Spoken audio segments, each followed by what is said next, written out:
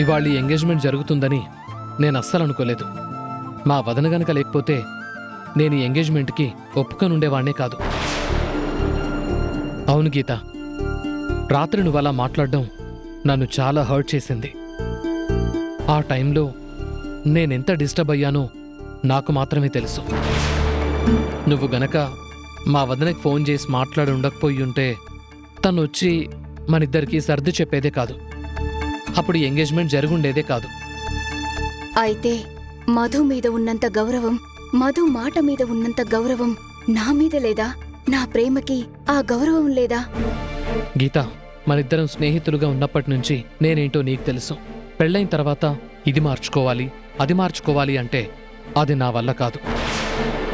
Of course నేనేదైనా తప్పుగా ఉన్నా, wrong చేసినా అది నేను ఒప్పుకుంటాను, మార్చుకుంటాను.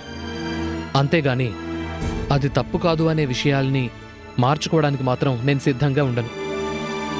కాబట్టి నువ్వు నన్ను అర్థం చేసుకోవడానికి, మనం సంతోషంగా కలిసి ఉండడానికి ఈ మాటలు బాగా గుర్తుంచుకో. అలాగే నిన్ను నేను ఏ రకంగానూ ఇబ్బంది పెట్టను. నీ స్పేస్లో నువ్వు హ్యాపీగా ఉండొచ్చు. నీకెలాంటి రిస్ట్రిక్షన్స్ అనేవే ఉండవు. Excuse me. అరే ఏంటిందు గారు ఎక్స్క్యూజ్ మీ అని? రండి రండి.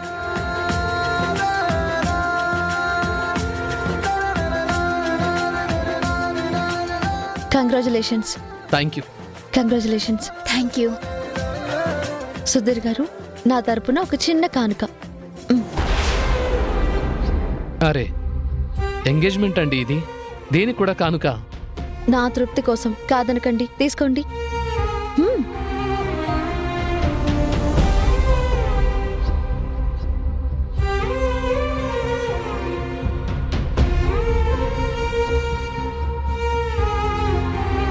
అరే వాచ్ భలే ఉందే.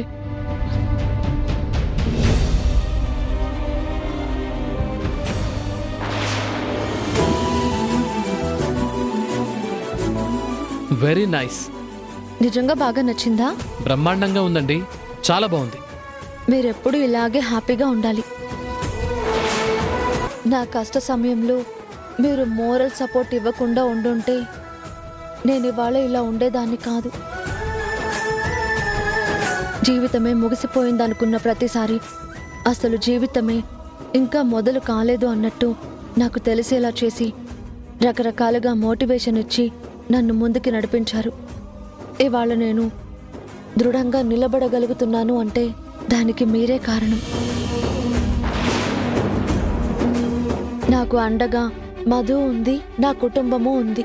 కానీ స్నేహితుడిగా మీరు నా కోసం వెచ్చించిన సమయం గాని, చూపించిన శ్రద్ధ గాని వెలకట్టలేనిది. దానికి నేనెప్పుడూ రుణపడి ఉంటాను. Once again congratulations both of you. Thank you so much. See you. Sure.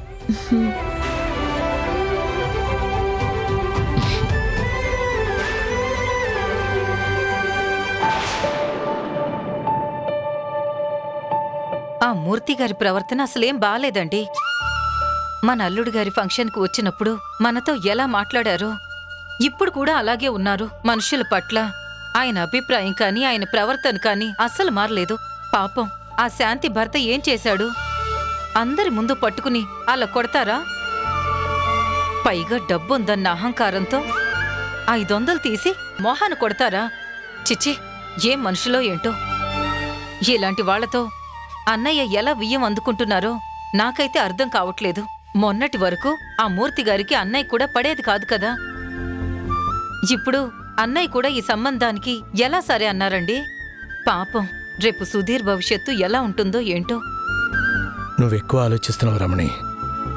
ఇప్పుడు నువ్వు మాట్లాడిన ప్రతి విషయం వాళ్ళకి తెలియదా ఏంటి? అన్నీ తెలిసే అడుగు ముందుకు వేస్తున్నారు కదా. మనం మాట్లాడుకునే ప్రయోజనం ఏంటి? ఎవరి జీవితానికి వాళ్లే బాధ్యులు. మనం చేయగలిగిందే ఉంది. చుట్టం చూపుగా వచ్చాం, నిలబడ్డాం.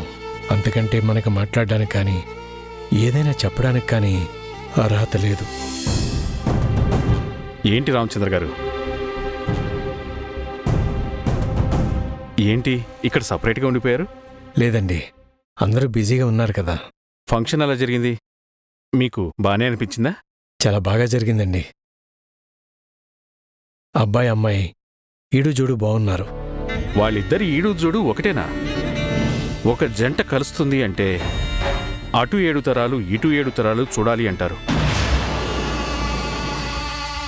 వాళ్ళ ఈడు జోడు మాత్రమే కాదు, ఆస్తి అంతస్తు, పరువు ప్రతిష్టలు, గౌరవ మర్యాదలు, హోదాలు ఒక్కటేమిటి, అన్నిట్లోనూ మాకు కాబోయే అల్లుడికి, మా అమ్మాయికి గాని మా కుటుంబానికి గాని ఏమాత్రం తగ్గదు.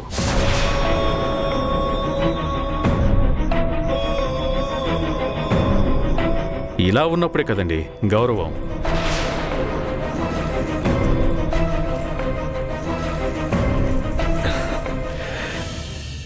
నిజమేనండి. దేనికైనా పెట్టి పుట్టాలి రామచంద్ర గారు.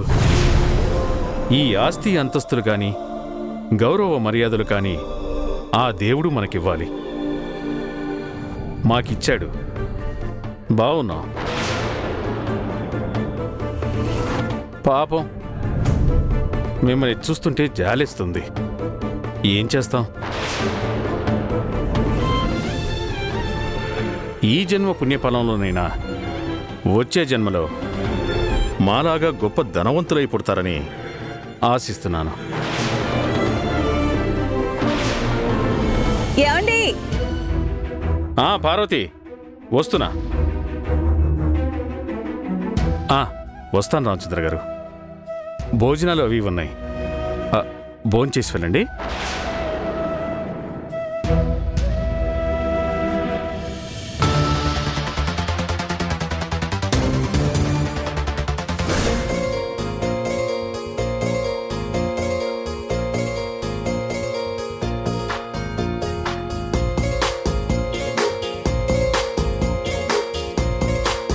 అబ్బబ్బబ్బబ్బా, అసలు జంటను చూస్తుంటే నాదిష్టే పడేటట్టుంది. ఈ ప్రోగ్రాం అయ్యాక ఇద్దరికీ కలిపి దిష్టి తీసేయాలి. అమ్మాయిని చూస్తుంటే నిలువెత్తు బంగారు విగ్రహాన్ని చూస్తున్నట్టుంది. కోట్ల రూపాయల ఆస్తులు రంగరించి ఈ అమ్మాయిగా పుట్టించాడా దేవుడు.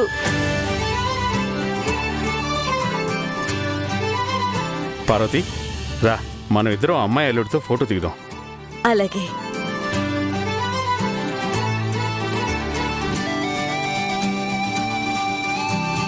దేవకి, అటు చూడు. ఏ విషయానికైనా మనం ముందుండాలి. వాళ్ళిప్పుడే అల్లుణ్ణి బుట్టలో వేసుకునే కార్యక్రమంలో ఉన్నారు. మనం అస్సలు దానికి అవకాశం ఇవ్వకూడదు. వాళ్ళు వెళ్ళి ఫోటోస్ దిగేసి అల్లుణ్ణి మచ్చిక చేసుకోవాలని చూస్తున్నారు. మనం అసలు ఆ ఛాన్స్ ఇవ్వకూడదు. కోడల్ని మనం మచ్చిక చేసుకుని మన గ్రిప్పులో పెట్టుకోవాలి. ఏమ్మా, కాస్త నోరు తగ్గించు, నువ్వు అరుస్తున్నావు. ఆ, అవునా, అలవాటైపోయింది. సరే సరే, అల్లుడు గారిని పిలు, మనం కూడా ఫోటోలు దిగుదాం. ఏరీనా?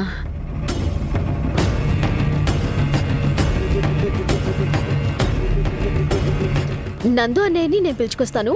ఏ యాగు, మన ఫ్యామిలీ ఫోటోలో వాడేదికే. మీ నాన్న మీ అమ్మ వస్తే ఫోటోలు దిగుదాం. ఏమన్నా? నేనేమన్నానే? నందు అన్నయ్యని ఫోటోకి పిలుద్దామంటే వాడు మన ఫ్యామిలీ ఫోటోలో ఎందుకు అన్నావేంటమ్మా? నువ్వు నందు అన్నయ్య అన్నావా? నాకు రూతర్ అన్నయ్యని పిలుద్దాం అన్నట్టు వినిపించింది. ఆ రూతర్ గారిని నేనెందుకు అన్నయ్య అంటాను? ఆ రాక్షసి మధు ఉంది కదా, అసమానం ఎప్పుడు చూసినా రూతరన్నయ్య అని వాణ్ణి వెనకేసుకొస్తూ ఉంటుంది. మన ఫ్యామిలీ ఫోటోస్ అన్నిట్లోనూ వాణ్ణి నిలబెట్టేస్తుంటుంది, దిష్టి బొమ్మలాగా. అది గుర్తుకొచ్చి రూతరగాడనుకుని అలా అనేసానే. పిలు మీ అన్నని పిలు.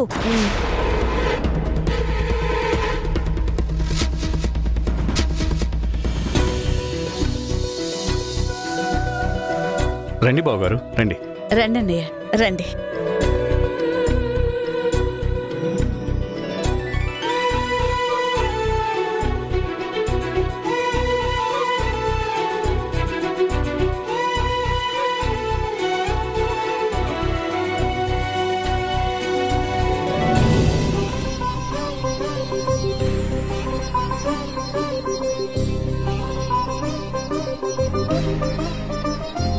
అమ్మా మధు, ఏంటి అక్కడే ఉండిపోయావు? రామ్మా.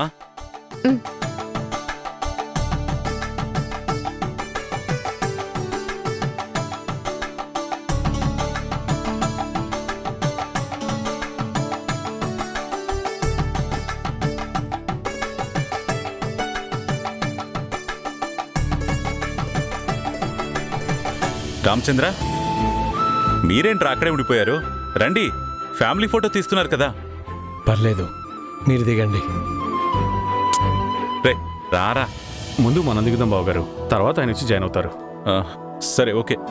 ఫోటోగ్రాఫర్, మమ్మల్ని టకటక 4 ఫోటోలు రండి. తీసే. మీరు వచ్చేయండి, రండి.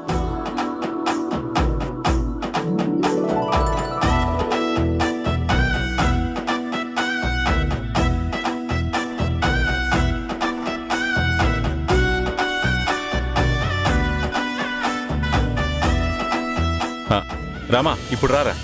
పర్లేదు. రండి రామచంద్ర గారు, రండి, పిలుస్తున్నారుగా. ఇలాంటి గొప్ప గొప్ప ఆల్బమ్స్లో ఫోటో దిగే అవకాశం ప్రతిసారి రాదు. దానికి ఎంతో అదృష్టం ఉండాలి.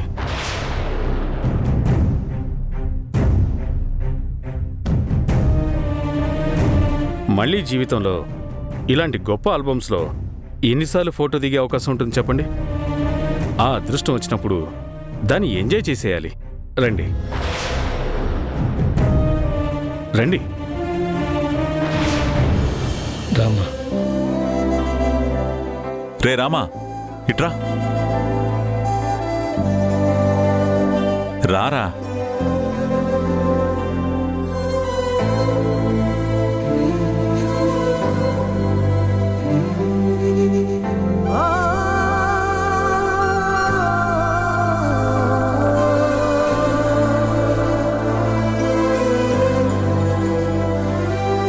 రే రామా, నవ్వరా. స్మైల్.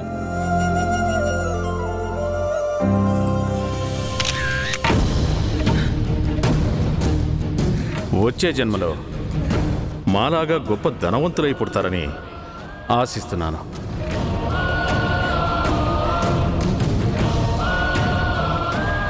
ఇలాంటి గొప్ప గొప్ప ఆల్బమ్స్లో ఫోటో దిగే అవకాశం ప్రతిసారి రాదు. దానికి ఎంతో అదృష్టం ఉండాలి.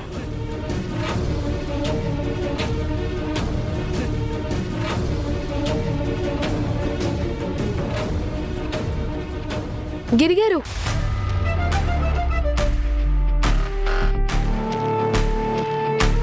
మేడం, మీరు మేడం అని పిలవకండి, మీరు పేరు పెట్టి పిలవచ్చు. అయ్యో లేదు మేడం, మేడం అని పిలిస్తేనే నాకు కంఫర్ట్గా ఉంటుంది, మీకు గౌరవంగా ఉంటుంది. సారీ అండి, ఆ మూర్తి గారి ప్రవర్తన మాకు నచ్చదు, కానీ అక్కడ ఏం చేయలేకపోయాం. ఏం చేస్తామండి, వాళ్ళు పెద్దవాళ్ళు, మాలాంటి వాళ్ళం బతకడానికి వచ్చాం. వాళ్ళు అంటారు, మేం పడతాం. అలా పడాల్సిన కర్మేం లేదండి. పేదవాడైతే కష్టపడాలి కానీ మాట పడాల్సిన పనేం లేదు. ఆత్మగౌరవాన్ని చంపుకోక్కర్లేదు. మీరెందుకు మీకోసం నిలబడరు? మీరెందుకు మీకోసం మాట్లాడరు? అవమానాన్ని భరిస్తూ వెళ్ళిపోతారా? నేను తప్పు చేశాను కదండి. మీరు చేసింది పొరపాటండి, కానీ అది కావాలని చేసింది కాదు. అందుకు అందరి ముందు చేసుకోవడం అనేది చాలా పెద్ద తప్పు. అయిపోయింది కదండి, ఇంకా ఎందుకో. మీరు సంతోషంగా ఉన్నారా? అయిపోయింది కదా అని అంత తేలిక తీసుకోగలరా? ఈ విషయాన్ని మర్చిపోయి మీరు సంతోషంగా ఉంటారా? మిమ్మల్నే అడిగేది. ఇంతకు ముందు ఇలాగే అవమానాలు పడుతూ ఉన్నారా? లేదండి, చెంప మీద కొట్టిన దెబ్బ గుండెకి తాకినట్టే ఉంది. కష్టంగానే ఉంది. దానికంటే కూడా కొట్టిన దానికి కూలీ కింద 500 ఇచ్చారు చూడండి, అది అంతకంటే గాయాన్ని రేపింది. కొట్టిన మనిషిని తిరిగి కొట్టలేకపోవచ్చండి, కానీ ఆ మనిషి చేసిన తప్పుని తప్పు అని చెప్పాలి. జీవితాంతం అతను చేసిన తప్పుని గుర్తుంచుకోవాలి. మళ్ళీ ఇంకో చోట ఆ తప్పుని చేయకూడదు. దానికి మీరు ఎలా సమాధానం చెప్పాలో తెలుసా? ఆ డబ్బులు తిరిగిచ్చి దాంతోపాటు మీరు కష్టపడ్డ ఒక్క రూపాయిని ఆయన చేతికి ఎక్స్ట్రాగా ఇచ్చి మరీ నేను చెప్పిన మాట చెప్పండి.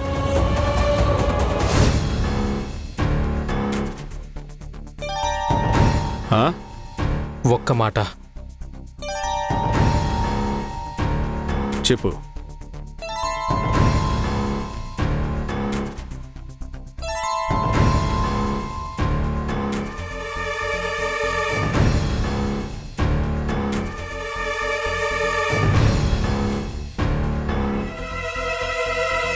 ఇందాక నేను ఫ్యాన్ పొరపాటున ఆన్ చేసి మీకు కోపం తెప్పించాను. ఆ కోపంతో మీరు నా చెంప మీద చేసుకున్నారు.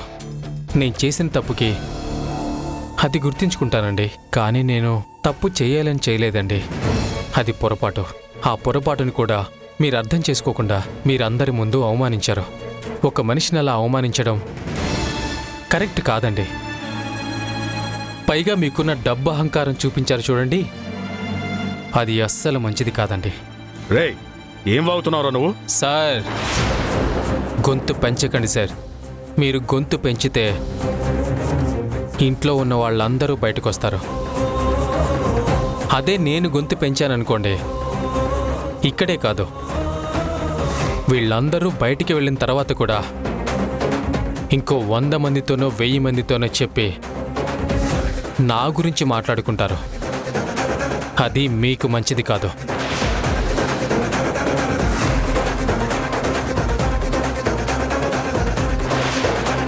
మీరిచ్చిన 500కి ఇంకో 1 రూపాయి కల్పిస్తున్నాను. ఇదెందుకో తెలుసా? మళ్ళీ ఇంకెప్పుడు ఇంకో మనిషిని అవమానించకూడదు అని గుర్తు పెట్టుకోవడానికి. గుర్తుంచుకోండి సార్,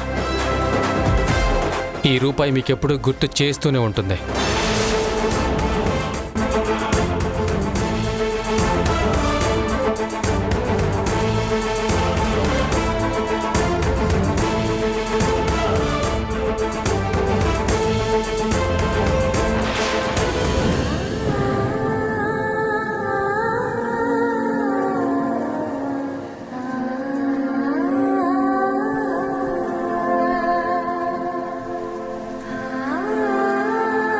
మనం రాకపోయినా బావుండేదండి.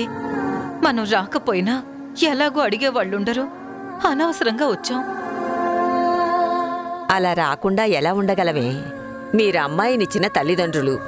అమ్మాయి అత్తారింట్లో ఒక శుభకార్యం అంటే మనకి నచ్చినా నచ్చకపోయినా ఆ కార్యక్రమంలో వచ్చి నిలబడాలి.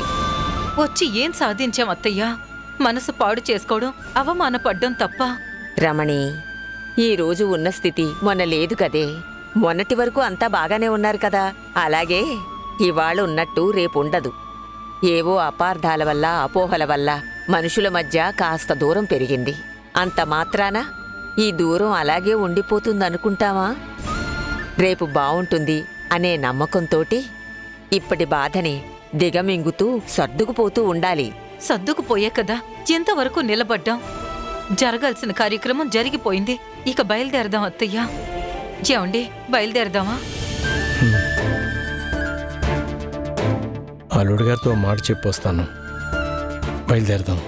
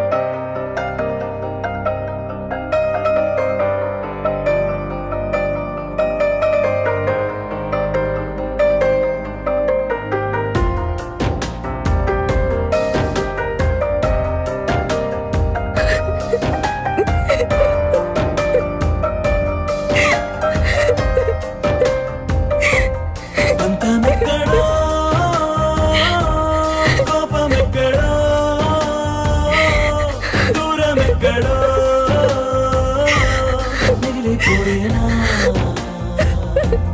చిక్కుముళ్ళలో చిక్కినప్పుడే చిన్ని గుండెలో చలనం వచ్చేనా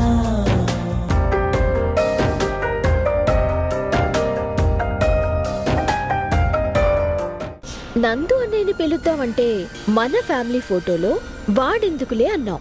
దేనికమ్మమ్మా? చిచి ఆ మాట నేనెందుకంటానే? నా మీద ఒట్టేసి చెప్పు. నువ్వేదో దాస్తున్నావు. ఇప్పుడు నువ్వు నిజం చెప్పకపోతే నేను చచ్చినంత ఒట్టే. వాడు నీ సొంత అన్నయ్య కాదు, దేవకి కడుపున పుట్టినవాడు కాదు.